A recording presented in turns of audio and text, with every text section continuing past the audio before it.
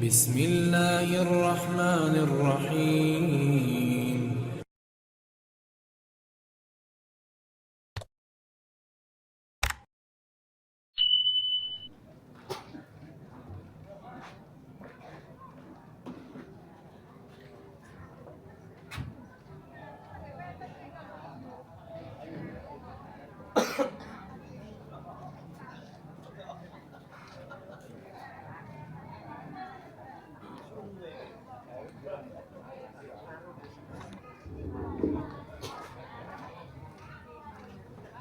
Bismillahirrahmanirrahim.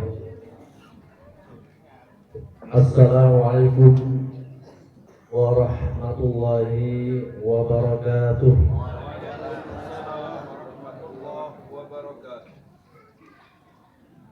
Innal hamdalillah nahmaduhu wa nasta'inuhu wa nastaghfiruh wa natubu ilayhi min shururi anfusina wa min sayyiati a'malina. May yahdihillahu fala mudilla lahu wa may yudlil fala hadiya lahu. Ashhadu an la ilaha illallah wahdahu la syarika lahu wa ashhadu anna Muhammadan abduhu wa rasuluh. Allahumma shalli ala Muhammadin wa ala alihi wa sahbihi wa man tabi'ahum bi ihsan ila yaumiddin.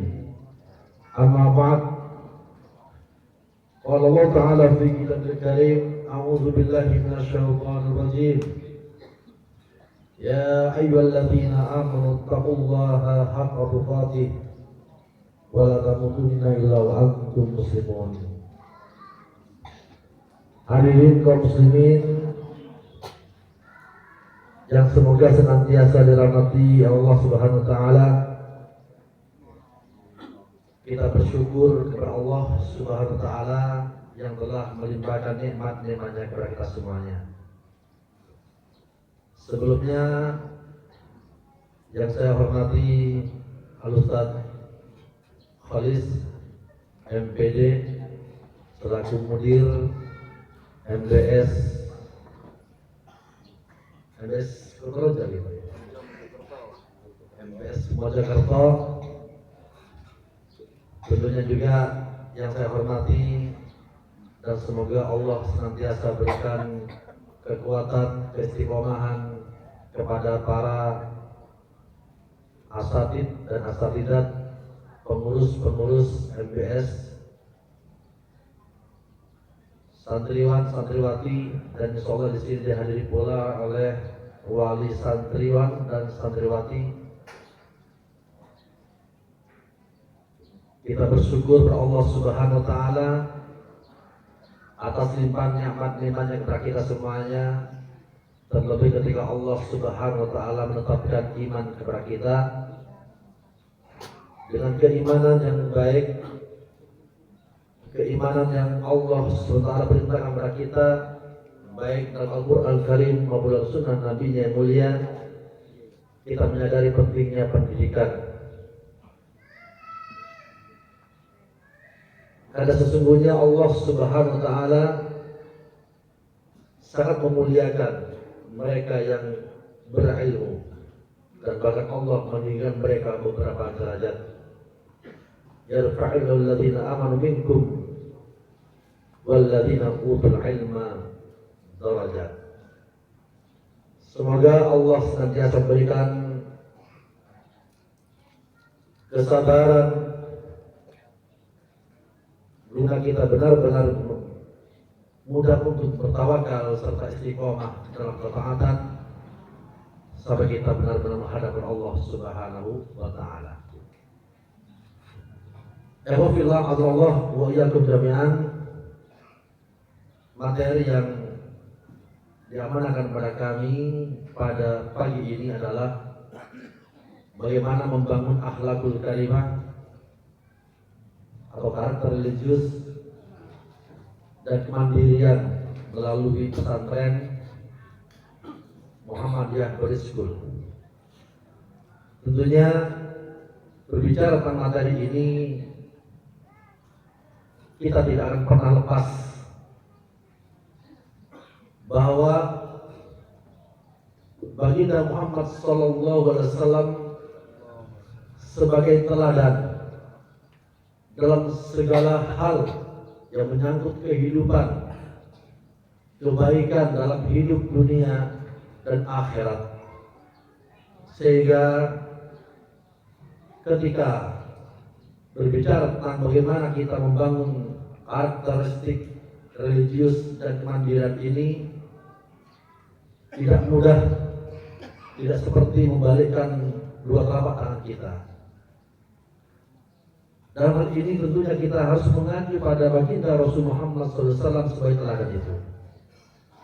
Bagaimana Allah Subhanahu wa taala menyatakan tentang hal ini dalam surah Al-Ahzab ayat 21, A'udzubillahi minasyaitonir rajim. Laqad kana lakum fi Rasulillahi uswatun hasanah liman kana yarjullaha wal yawmal akhir wa dzakarallaha katsiran. Sungguh ada pada diri Rasulullah Muhammad SAW teladan yang baik bagimu, yaitu bagi orang-orang yang mengharap rahmat dan kedatangan hari kiamat, dan dia banyak menyebut Allah Subhanahu wa taala. Alhamdulillah wa yakum jami'an.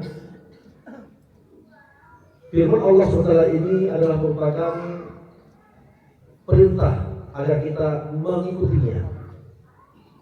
Ayat ini adalah ayat yang menjadi dasar yang sangat besar untuk mengikuti Rasulullah SAW, baik dalam apa saja yang beliau katakan,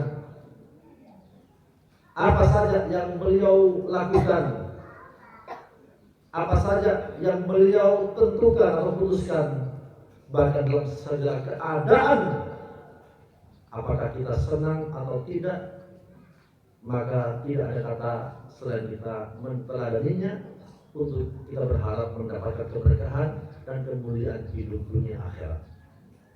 Alhamdulillah wa jami'an.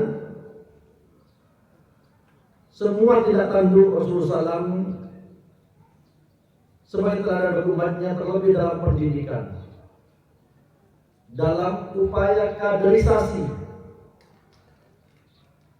Ini tentunya kita bisa melihat bagaimana produk atau hasil yang dicapai oleh beliau sallallahu alaihi wasallam.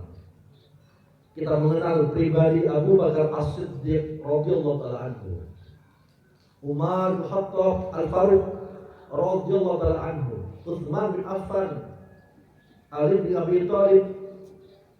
Kesemuanya adalah satu contoh dari keberhasilan didikan baginda Rasul Muhammad SAW yang langsung mendapatkan yaitu bimbingan dari Allah Subhanahu wa taala. Sehingga ikhwanillah wa jami'an dikatakan bahwa mereka dan diantara beberapa sahabat yang lainnya telah dinyatakan sebagai khairul ummah. Bagaimana Rasulullah SAW menyatakan dalam hadis, bahwa Allah SWT menyampaikan dalam surah Ali Imran ayat 110, kuntum khairu ummatin ukhrijat linnas ta'muruna bil ma'rufi wa tanhauna 'anil munkar wa tu'minuna billah.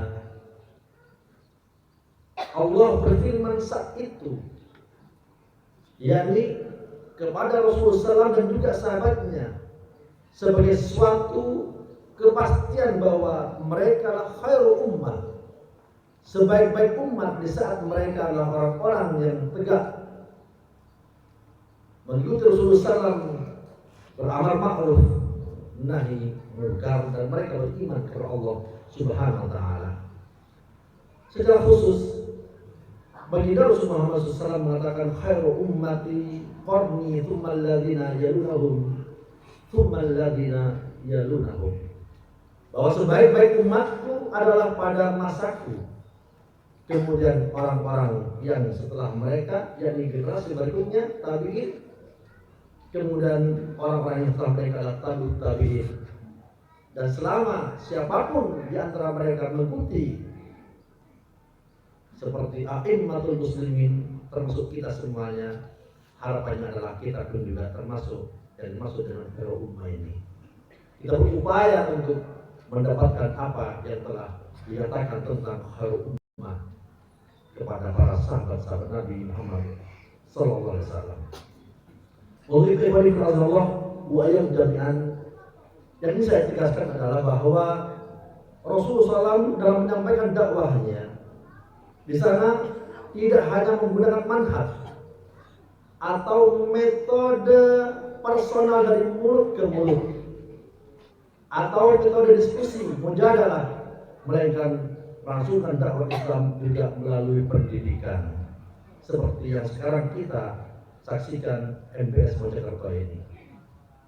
Bahkan ikhwanillah, metode dakwah melalui lembaga pendidikan ini dilakukan oleh baginda Rasulullah SAW, yaitu sebelum hijrah, pra hijrah. Kita mengenal yaitu Darul Arqam. Dar al-Arqam adalah lembaga pendidikan atau pesantren pertama di masa Nabi kita Muhammad SAW. Hal ini merupakan bukti bahwa Rasulullah SAW dalam dakwahnya untuk kemudian menjadikan kader-kader militan melalui pesantren.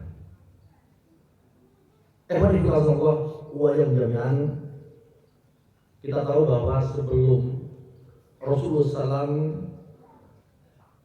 berdakwah secara jahar, Rasulullah berdakwah dengan secara sembunyi-sembunyi, yang kita kenal dengan berdakwah syir.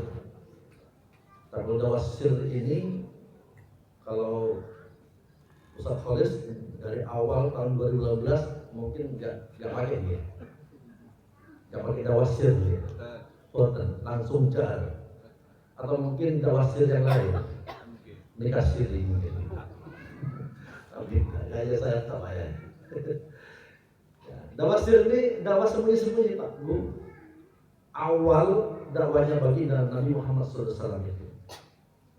Artinya apa? Bahwa Rasulullah SAW dalam dakwahnya, dalam mencetak generasi yang tangguh itu, menjalankan dakwah dengan cara personal, rahasia dari mulut ke mulut, yang saat itu orang yang menerima dakwahnya adalah istri beliau sendiri, yaitu Khadijah,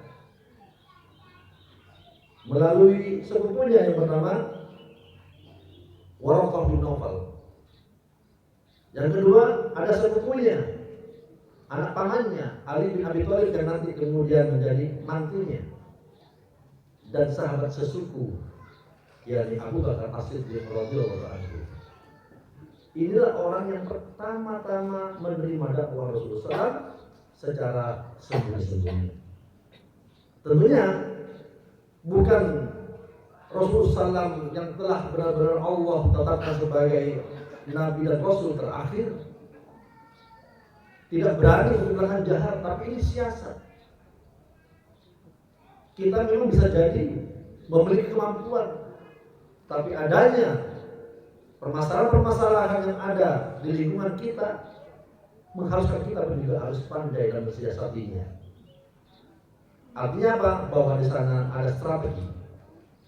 Karena sesungguhnya bagaimana Rasulullah SAW saat itu dengan penduduknya itu betul-betul minoritas, kekuatannya belum mampu untuk kemudian bisa berlawanan, berhadapan dengan mereka, karena dasarnya intimidasi, dan bahkan sampai tidak jarang dari Ashabul Awwal itu mendapatkan siksaan-siksaan.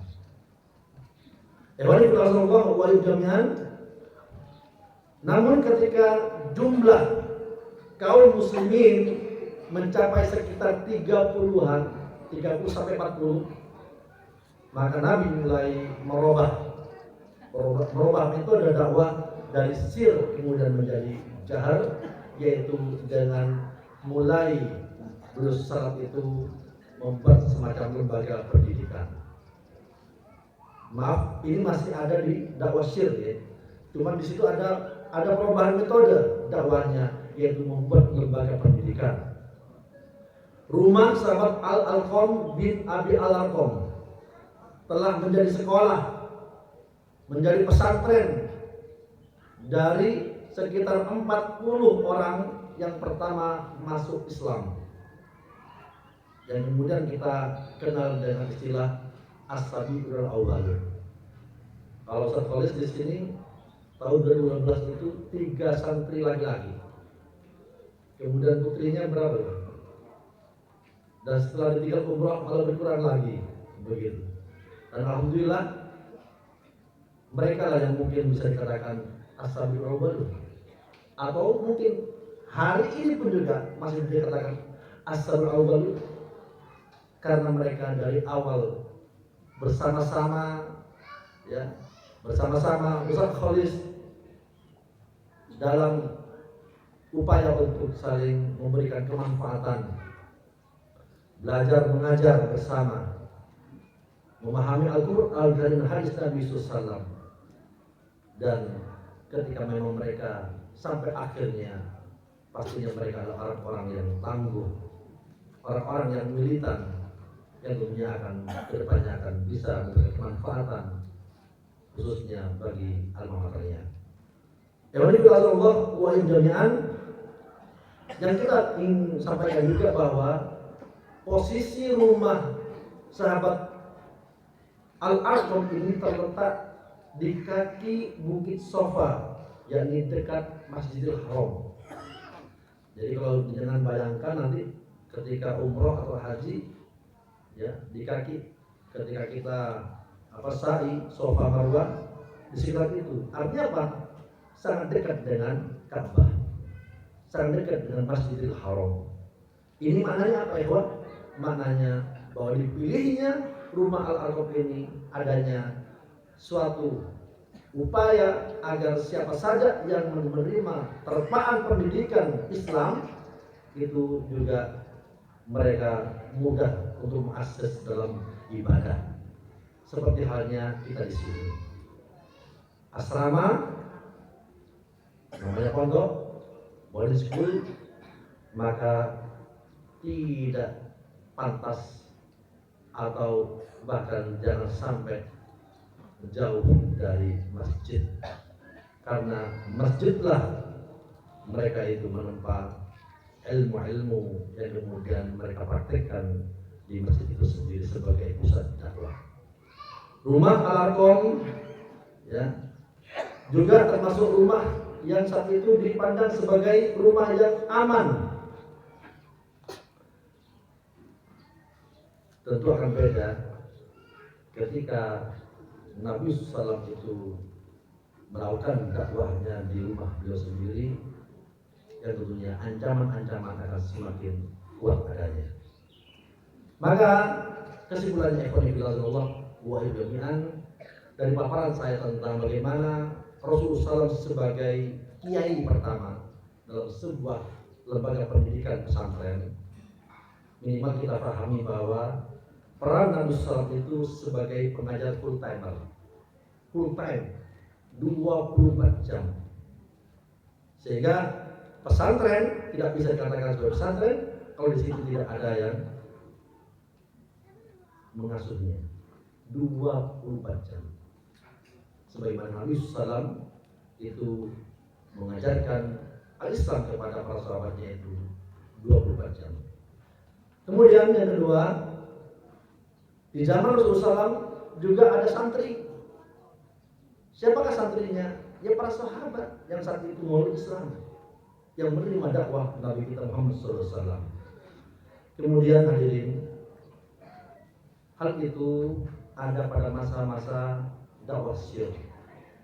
Namun setelah ada santri baru yang bernama Umar bin Khattab radhiyallahu taala anhu, maka disinilah yang kemudian dakwah ini menjadi dakwah yang betul-betul bermartabat. Bagaimana Umar bin Khattab memberikan semacam penyemangat. Ibaratnya kalau sekarang itu, ya, kita katakan Umar bin Khattab adalah orang yang sakti, ya. Sehingga apa? Yang sebelumnya mereka itu sembunyi-sembunyi, maka ketika mereka berangkat ke Masjidil Haram, ke Ka'bah untuk tawaf dan beribadah, tidak jarang mereka memikirkan kalimat takbir Allahu Akbar. Dan adanya kekuatan baru, santri baru yang bernama Umar bin Khattab radhiyallahu anhu. Kemudian kepada Allah wa jami'an, Seperti yang saya katakan bahwa rumah Al-Arqam itu dekat dengan masjid. Insya Allah santriwan dan santriwati masjid ini adalah masjid yang betul-betul memberikan keberkahan, khususnya pada para donatur yang kemudian masjid ini bisa berfungsi sebagaimana mestinya. Oleh karena kegiatan santri tidak bisa lepas daripada masjid sebagai pusat dakwah itu sendiri. Allah wa jami'an, sehingga tidak berlebihan jika Darul Arqam dikatakan sebagai pesantren pertama atau lembaga pendidikan pertama di masa Nabi. Pendidikan di rumah Arqam nyatanya telah memiliki 3 komponen minimal pesantren, yaitu adanya pengajar atau ustadz atau yang kita sebut dengan kiai. Di sini ada Ustaz Falis. Kemudian ada santriwan, santriwati yang tadi kita dengar bersama-sama bagaimana mereka melantunkan ayat-ayat Allah SWT yang tidak hanya mereka baca, tapi mereka hafal di luar kepala. Kemudian yang ketiga ada masjid. Insya Allah MBS ini telah memenuhi persyaratan bagaimana kedepannya membangun generasi yang berakhlakul karimah, generasi yang betul-betul dapat dibanggakan karena mereka adalah orang-orang yang dapat mandiri. Allah wa jami'an. Keberhasilan pendidikan dalam membangun yakni karakter religius dan kemandirian yang digagalkan oleh Rasulullah SAW akan terus dirasakan. Asal saja siapa saja mereka yang memilih dakwah melalui jalur pendidikan, mereka itu mengikuti baginda Rasulullah Muhammad SAW. Jadi tidak bisa tidak. Kalau kita betul-betul konsen dalam kaderisasi dan kader-kader tersebut benar-benar terhiasi dengan akhlakul karimah, maka kita mengacu mengikuti bagaimana Rasulullah SAW saat itu mengawali kaderannya, yaitu pesantren. Dan banyak sekali tokoh-tokoh yang saat ini berkiprah ya, di negara kita ini, bermanfaat untuk bangsanya, untuk masyarakatnya. Rata-rata mereka jebolan pesantren. Inilah suatu bukti bahwa pendidikan pesantren adalah merupakan solusi bagaimana nantinya akhlakul karimah ini menancap kuat pada satu dari mereka masing-masing. Allah wa jami'an. Mengapa? Karena proses pembentukan karakter religius dan kemandirian melalui pesantren itu diterapkan pada beberapa tahap. Yang pertama, di dalam pesantren memberikan kesadaran kewajiban sebagai umat Islam, penggemblengan santri, apalagi santri yang saat itu hadir di sini di usia yang relatif muda, maka mereka masih belum tercemar dengan berbagai pengaruh-pengaruh di luar. Sehingga kita dimasukkan dalam lingkungan yang sehat, mereka dikenalkan dengan kewajiban-kewajiban sebagai penganut Islam, maka insya Allah mereka akan benar-benar bisa mendapatkan pendidikan yang begitu. Mereka akan lebih memahami dari awal tentang hukum-hukum Islam, bagaimana harus berakidah shahihah dan bagaimana mereka itu harus berakhlakul karimah. Kemudian yang kedua, di dalam pesantren tentunya akan diberikan pengarahan tentang kesadaran melakukan ibadah wajib dan sunnah, menjauhkan haram dan kemakruhan, serta cinta ilmu dan bersih hati. Insya Allah MBS mengikuti jalan Rasulullah SAW dalam pesantren ini.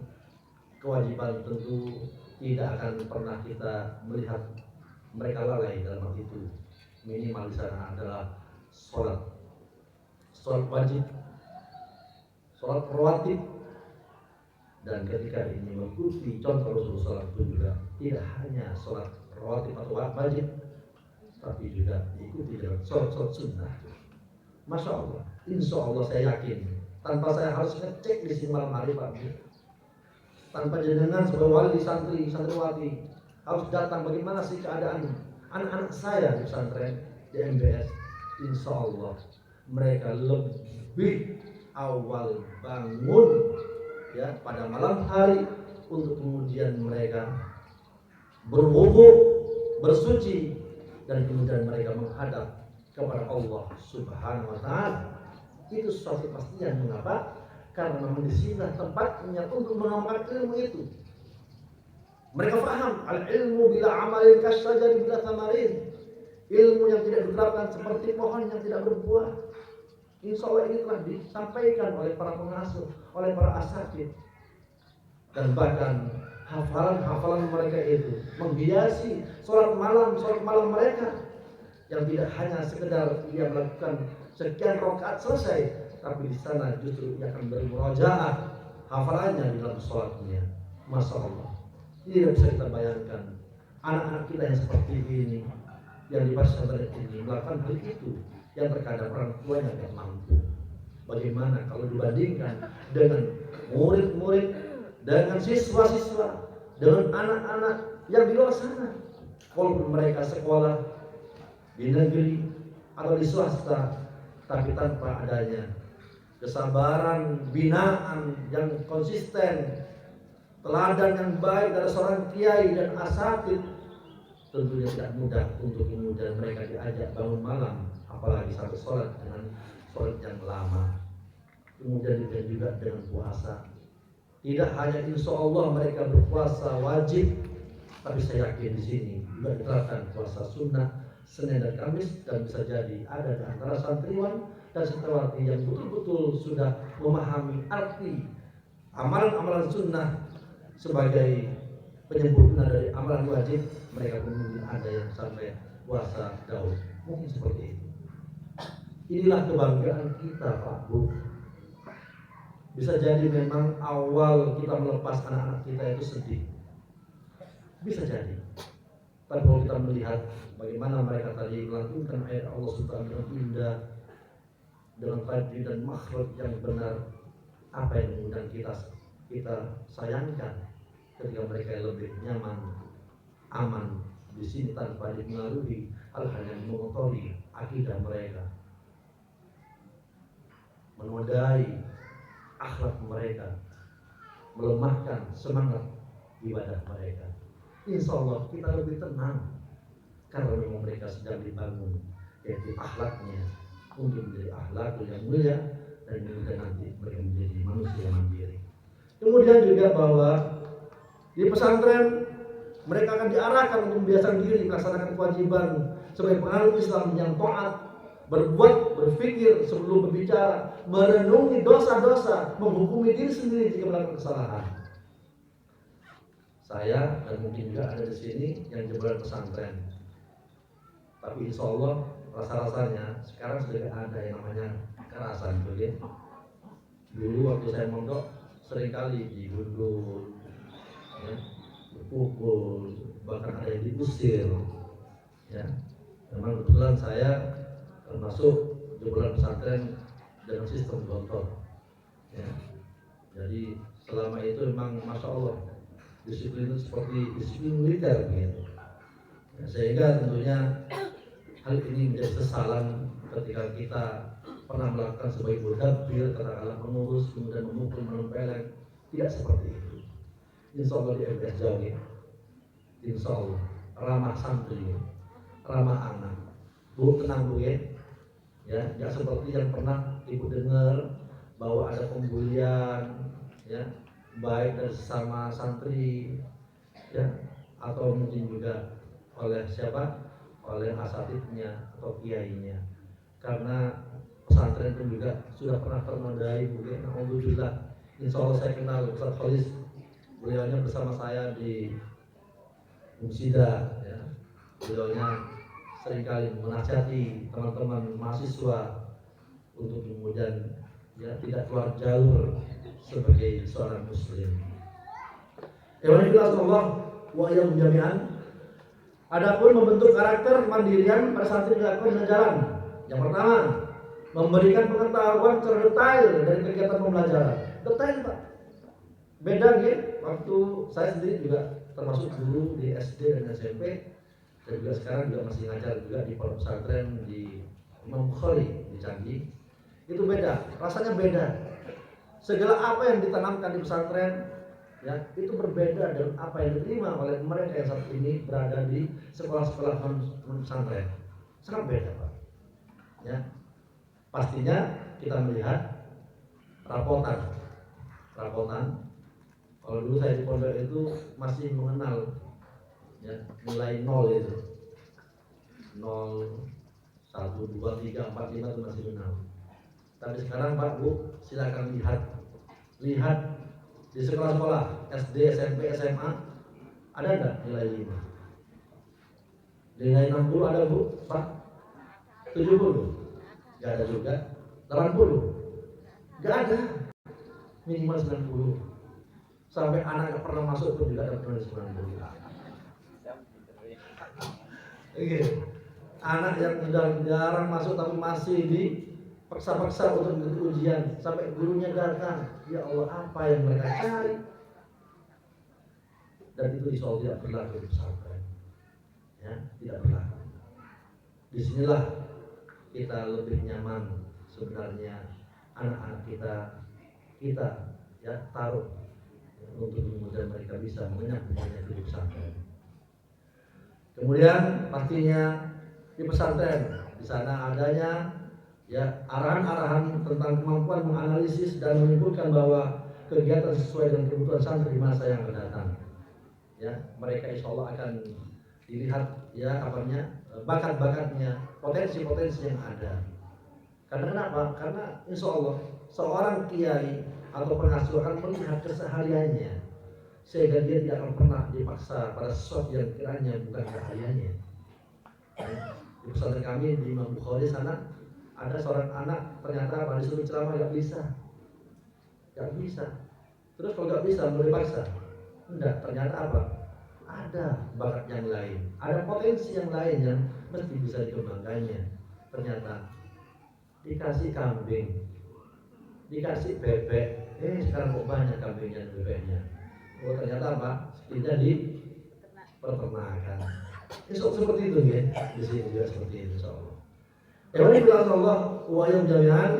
Kemudian yang pastinya kalau kita melihat di pesantren apalagi ya Ustadznya Ustadz Khalis saya yakin banget itu ya kisah-kisah teladan ya dari tokoh-tokoh muslim, dari sahabat-sahabat Nabi SAW, dari Anbiya Mursalin itu pastinya akan disampaikan sebagai teladan bagi kita semuanya.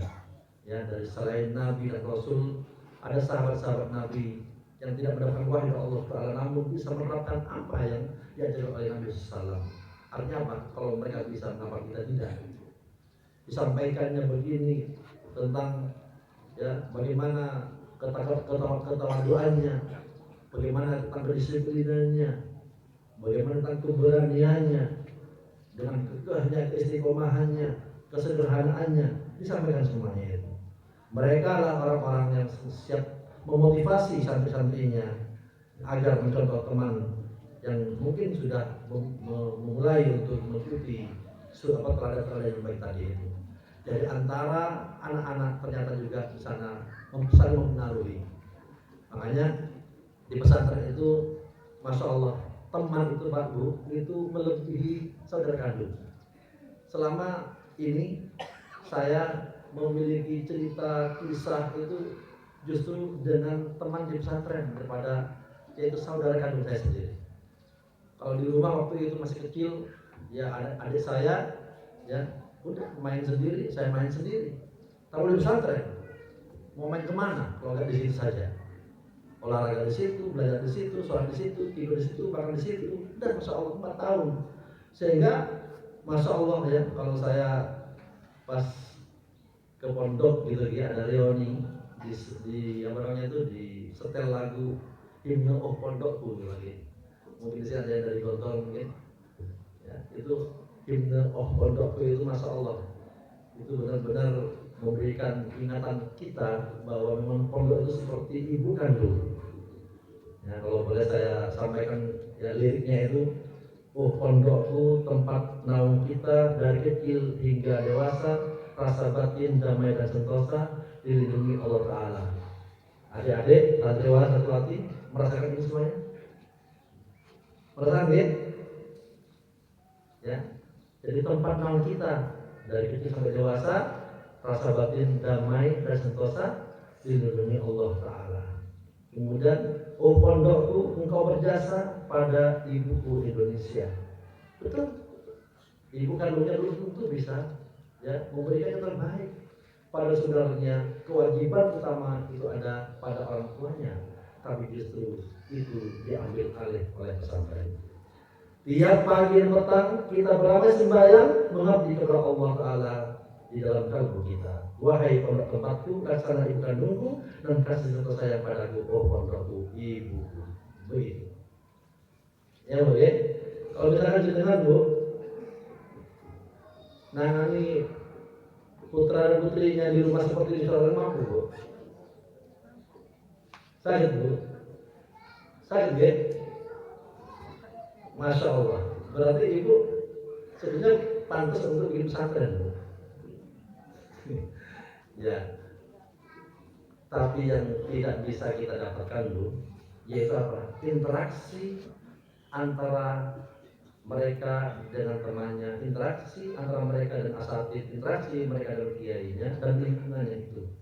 Dan pembiasaan yang ada itu biasanya apa? Tular kemular. Seperti katakanlah pondok pesantren Gontor itu kan al-lughah tajul ma'had, bahwa bahasa itu merupakan mahkota pondok. Nah ini ada cerita Pak. Sebetulnya ini anaknya dosen di Jember sana, dosen umum Jember. Itu sebetulnya anaknya ini masuk ke SLB. Tapi mungkin karena gengsi ya, dosen masa anaknya di SLB. Akhirnya ditaruhlah di pesantren. Ya. Masya Allah, ternyata anak ini Masya Allah bisa bahasa Arab, lancar ngomong bahasa Arab, ya, komunikasi yaumiyah, muhadasah yaumiyah itu lancar, ya, apa saja yang diinginkan pakai bahasa Arab, gitu ya. Ternyata pas ujian Bu, itu ada nonton suruh isi apa, ada di gitu ya. Hal hadza kitabun, pertanyaan bisa jawab, tidak bisa. Tak perlu ditanya, mahadza, langsung dia jawab. Ya, hadza kitabun gitu ya. Hal hadza kitabun, nam hadza kitabun. Begitu dia bilang. Tak perlu disuruh menjawab, tidak bisa. Loh, berarti apa? Ternyata dia bisanya karena apa? Interaksi dengan temannya, apalagi di pondok itu Masya Allah ada markasul lughah namanya itu. Ya, ada markas bahasa. Dan kalau kita melanggar itu Masya Allah dihukum namanya itu ya. Nah, dan biasanya gini, 5 orang yang masuk di markas bahasa besoknya itu harus dapat masing-masing 5. Per 5 ada masing-masing 5 per 25 besoknya harus masuk. Masya Allah jadi ngeri untuk berbahasa Indonesia atau bahasa daerah di pondok itu. Nah ini yang tidak ada ya, ada di rumah kita untuk membiasakan sesuatu yang bisa bermanfaat, termasuk juga tahfidz seperti itu. Allah wa iyyakum jami'an. Maka yang saya sampaikan juga, insya Allah di pesantren santri dan santriwati itu akan memahami makna hidup. Dia akan mengetahui tentang keberadaan, peranan serta tanggung jawab dalam masyarakat nantinya. Mereka memiliki potensi dalam bidang keagamaan. Mereka mampu mengatur waktu dan melakukan tindakan secara bijaksana. Mereka mempunyai rasa kebersamaan atau persaudaraan yang tinggi. Mereka menghormati orang tua dan guru. Mereka adalah orang-orang yang punya cinta kepada Al-Quran, ilmu pengetahuan yang datang dari Allah Subhanahu Wa Taala. Hadirin muslimin, kemudian ingin sampaikan juga soal yang seperti ini adalah bahwa pendidikan di Muhammadiyah, kita bicara tentang Muhammadiyah, yaitu memiliki tujuan menyiapkan lingkungan dengan memupuk kesadaran akan kehadiran Allah sebagai satu-satunya Tuhan yang kita esakan dalam rububiyahnya, uluhiyah serta asma dan sifatnya. Insya Allah disinilah Pak gembleng bagaimana mereka menjadi seorang muwahhidullah, al-muwahhidun, orang yang mengesahkan Allah Subhanahu Wa Taala. Dan mereka pun juga insya Allah akan menguasai ilmu pengetahuan, seni dan teknologi. Insya Allah di sini akan dilatih sesuai dengan bakat-bakatnya. Dan ingat bahwa Kiai Haji Ahmad Dahlan sebagai pendiri Persyarikatan Muhammadiyah, sebenarnya dia pernah berpesan ya bahwa dalam mendidik dan menyebarkan ilmu pengetahuan dan agama tidak hanya cukup dengan memahami, namun juga harus melakoni, dipraktekkan. Itu amat benar. Loh, pertanyaannya, kalau kita belajar ilmu pengetahuan, ilmu agama, kemudian dipraktekkan, kira-kira di mana Pak itu tempatnya?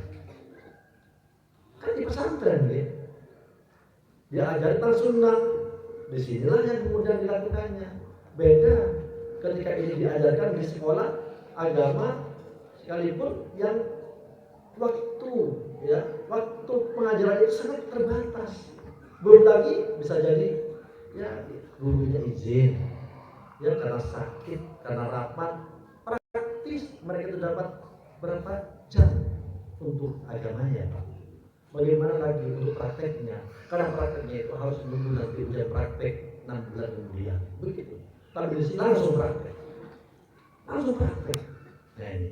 Maka secara tidak langsung sebenarnya beliau menekankan lembaga pendidikan dengan berbasis pesantren. Alhamdulillah sekarang Muhammadiyah dengan MBS-nya itu Masya Allah. Seperti di Sidoarjo itu sudah ada berapa? MBS Anur, Porong, kemudian ada juga MBS Tulangan. Ya, ada 3 MBS itu. Dari SMP, SMA. Masya Allah. Itu di Tangerang. Kebetulan saya di periode ini sebagai ketua cabang Tangerang. Muhammadiyah Tangerang itu betul mengetahui tentang bagaimana peran MBS itu. Dan Masya Allah, murid-muridnya itu semakin banyak karena memang masyarakat lebih mengetahui tentang bahaya ketika mereka tidak ada dalam sebuah pesantren. Kemudian untuk itu MBS merupakan suatu upaya sebagai pencetak kader, yaitu ulama, pemimpin dan pendidik di masa depan dengan harapan kelak dapat membawa misi gerakan Muhammadiyah. Ya, Pak Bu yang masih belum mengenal Muhammadiyah, jangan kemudian kita berpikir Muhammadiyah itu apa, ya, partaikah atau sesuatu yang membahayakan, tidak. Alhamdulillah selama ini mungkin Bapak yang belum mengenal Muhammadiyah pernah enggak terdolimi dengan adanya Muhammadiyah? Itu bukti ya. Di Muhammadiyah itu Masya Allah ada Muhammadiyahnya, ada Aisyahnya, ada NA, ada IPM, ada Pemuda, ada yang lain Laut Suci, HW, dan ada dari Kokam. Pernah enggak Pak di sini yang dikepruk oleh Kokam? Ya ada ya? Ya ada ya? Masya Allah ya ada. Insya Allah di situ lah Pak Muhammadiyah. Artinya apa? Ketika memang di sini anak-anak dididik di Muhammadiyah, Insya Allah mereka akan bermanfaat untuk dirinya, untuk warganya, untuk masyarakat, dan juga untuk bangsa atau negara kita ini, dan ini terbukti sejak berdiri Muhammadiyah. Jadi dalam kader MBS berusaha mendorong santri mempraktikkan pemahaman agama mereka sesuai dengan prinsip-prinsip Islam. MBS sudah seharusnya berkomitmen membentuk karakter para kader penerus agar bisa memiliki akhlak yang mulia dan mandiri. Nah tentu kunci kesuksesan yang paling utama untuk memuliakan itu semuanya haruslah dilakukan dengan ketulusan atau keikhlasan, di mana ikhlas atau ketulusan ini akan ketika dilakukan maka insya Allah tidak akan pernah mereka itu pabrik, ya mereka itu insya Allah justru akan dilingkupi dengan segala keberkahan dan ridho Allah Subhanahu Wa Taala. Allah wa akhirnya kita semua hadir berharap Ustaz Nur Khalis bersama para mujahid MBS lainnya, semoga beliau dan kesemuanya siapapun yang mendukung adanya MBS ini untuk membangun akhlak ya, dan kemandirian ya, insya Allah semoga beliau diberi kemudahan dan kelancaran dalam memenuhi amanah dan menyiapkan kader persyarikatan melalui lembaga Muhammadiyah berdiskusi. Semoga dari waktu ke waktu MBS makin maju, makin berkualitas dan makin menunjukkan eksistensinya sebagai pesantren yang terbaik di Indonesia.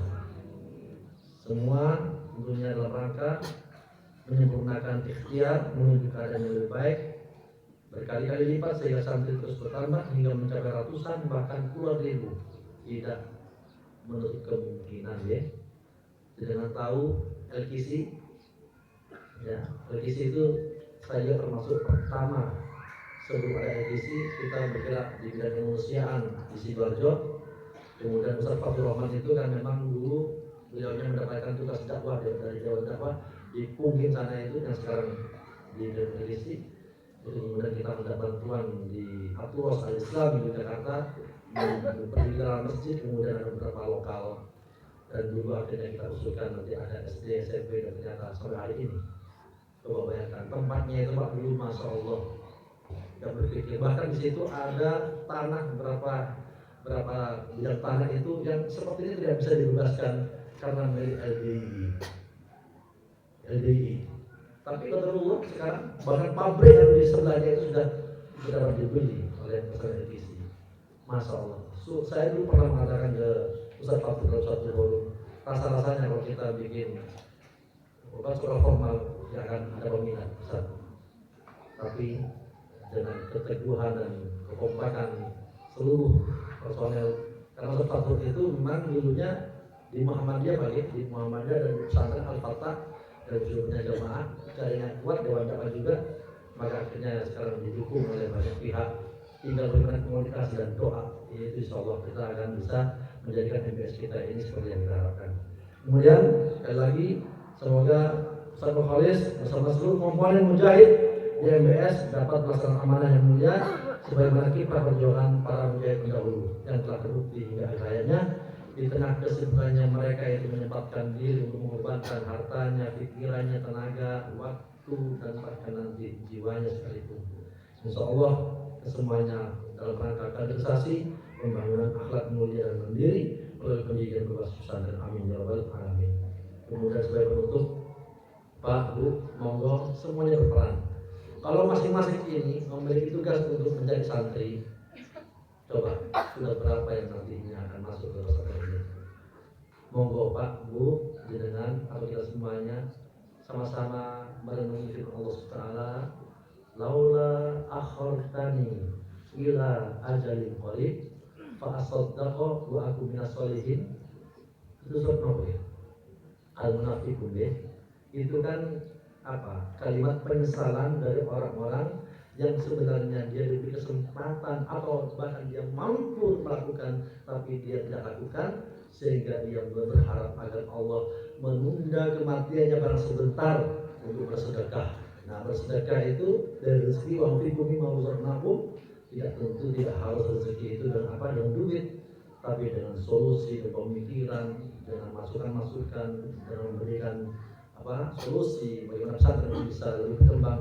Insya Allah itu pun juga masih dikatakan sedekah, infak pikiran, jihad harta, jihad pemikiran, insya Allah ada. Maka jangan sampai kemudian kita menyesal karena kita tidak melakukannya. Dan pastinya apa yang dilakukan ini bagian dari apa yang dilakukan oleh orang lain soleh terdahulu. Dan kemudian penyesalan ini wa aku minas sholihin, untuk ditundanya kematian itu sebentar, sebenarnya ingin menjadi orang yang soleh. Namun Allah katakan wala yu'akhiru nafsan idza jaa ajaluha Allah khabirun bima ta'malun. Sekali-kali Allah tidak akan pernah menunda kematian ketika kematian itu telah datang bagi semuanya. Kemudian yang paling akhir, Bashar bin Al-Haris radhiyallahu ta'ala pernah berkata, marartu bi rajulin minal ubadi bi Basra wa huwa yabki fa kuntu ma yubkika fa qala abki ala ma farata min umri wa ala yawmi madha min ajli bidayyan fi amali. Aku pernah melewati seorang ahli ibadah di Basrah dan dia sedang menangis. Aku bertanya, apa yang menyebabkan menangis? Dia menjawab, aku menangis karena umur yang luput dariku dan atas hari yang telah berlalu. Ajalku terus ternyata semakin dekat, tapi belum jelas juga amalku. Pak, ini disampaikan oleh ahli ibadah. Ternyata apa? Dia merasa bahwa belum jelas apa yang telah saya lakukan hari ini. Untuk itu mari kita bersinergi, saling membangun, saling mendukung untuk kemudian MBS ini benar-benar bisa memberikan semacam kemudahan untuk membangun karakteristik religius dan kemandirian yang dibutuhkan oleh anak-anak generasi kita ke depannya, insya Allah. Semoga Allah senantiasa memberikan kemudahan dari semuanya dan memberkahi apa yang telah kita lakukan. Amin ya rabbal alamin. Saya kira ini yang disampaikan, kurang lebih maaf. Apabila ada sesuatu yang kurang berkenan, aku pada hadza wa astagfirullah innahu ghafurur rahim. Wassalamualaikum warahmatullahi wabarakatuh.